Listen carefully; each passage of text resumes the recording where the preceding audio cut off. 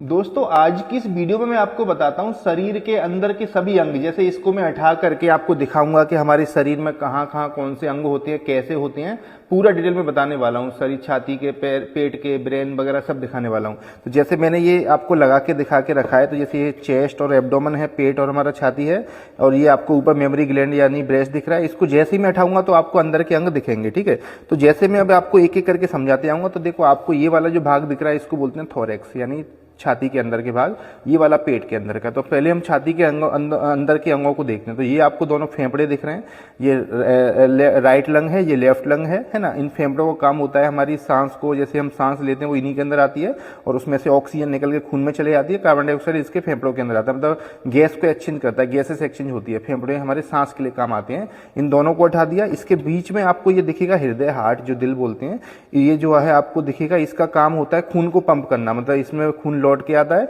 और फिर ये खून को आगे भेजता है फेफड़ों में, फिर से खून को लेकर पूरी बॉडी में भेजता है, मतलब ब्लड को पंप करता रहता है। जैसे इसको अंदर से भी देखेंगे तो आपको ये हार्ट के वॉल्व वगैरह दिख रहे हैं, चेंबर होते हैं 4 इसमें, एट्रियम और दो एट्रियम, 2 वेंट्रिकल। तो इसको भी हटा देता हूं जिससे और अंग दिखा सकूं मैं।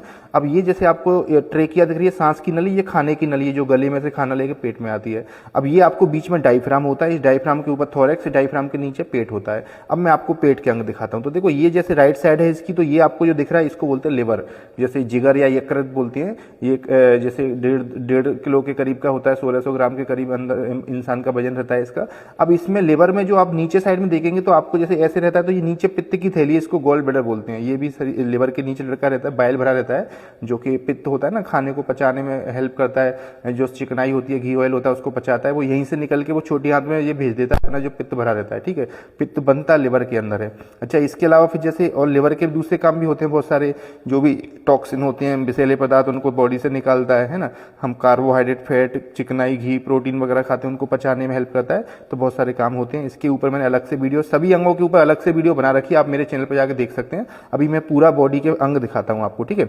अब इसके बाद में फिर आप देखेंगे तो इस साइड में ये आपको दिख रहा है स्टमक, आमाशय बोलते हैं, जो एसिडिटी वगैरह होती है ना वो इसी के अंदर होती है। तो जो भी हम खाना खाते पीते हैं पूरा पेट के अंदर आके इसी के अंदर भरता है। जैसे मान लो आपने खाना खाया जिसमें आपने 2 रोटी खाई, 1 गिलास पानी पिया, 1 कटोरी सब्जी खाई, सलाद खाया, तो सारा का सारा वो इसी के अंदर आके भर जाता है सबसे पहले। फिर इसमें से धीरे धीरे छोटी आंत में वो जाता रहता है, 2-3 घंटे में ये खाली हो पाता है। इसको स्टमक या हिंदी में आमाशय बोलते हैं। एसिडिटी भी लोगों को इसी के अंदर होती है। ये अंदर से म्यूकस ग्लैंड दिख रही है, म्यूकस मेम्ब्रेन दिख रही है, तो ये हो गया। अब इसके बाद में जो खाना था वो मैंने बताया आपको छोटे, जिसमें से निकल के ऊपर से आता है और आगे छोटी आंत में चले जाता है। तो देखो आपको ये छोटी आंत दिख रही है ना, ये छोटी आंत है, ये नीचे घुमा करके ये होती है। अब ये छोटी आंत क्या करती है, जाकर के बड़ी आंत से जुड़ जाती है, जैसे कि खाना